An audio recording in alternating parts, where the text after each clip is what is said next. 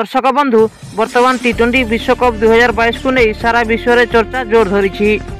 आउ Bharat team point table शीर्ष में थी आसंता नवेम्बर 10 तारिख में सेमिफाइनाल खेलने को जाऊँगी। यही सेमिफाइनाल मैच रे भारत इंग्लैंड सह मुहांमुही होगाकू जाऊँगी। आउ एहारी मध्य एभली एक खबर एवं चर्चार विषय पलटि। इंग्लैंड विपक्ष में दिनेश कार्तिक ना ऋषभ पंत। रवि शास्त्री कहले किए अटे सठिक विकल्प। चलित टी20 विश्वकप रे भारत खेलाड़ी दिनेश कार्तिक बहुत निराश करिसेंती। भारतीय दल आईसीसी टी20 विश्वकप सेमिफाइनाल रे प्रवेश करिछि, हेले दिनेश कार्तिक सेमिफाइनाल रे खेलिबे ना ऋषभ पंत खेलिबे।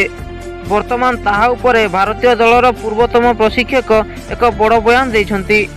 इंग्लैंड विरोध में सेमिफाइनाल रे दिनेश कार्तिक स्थान रे ऋषभ पंत को सुजोग मिलवा उचित। रवि शास्त्री यह मध्य कहते जे यदि ऋषभ पंत खेलती तेबे बामहाती खेलाड़ी अभाव पूरण हेबो। रवि शास्त्री कहते इंग्लैंड विपक्ष में ऋषभ पंत का प्रदर्शन चमत्कार रही, तेणु ऋषभ पंत को सेमिफाइनाल पर एक गुरुत्वपूर्ण मैच रे सुजोग मिलवा उचित।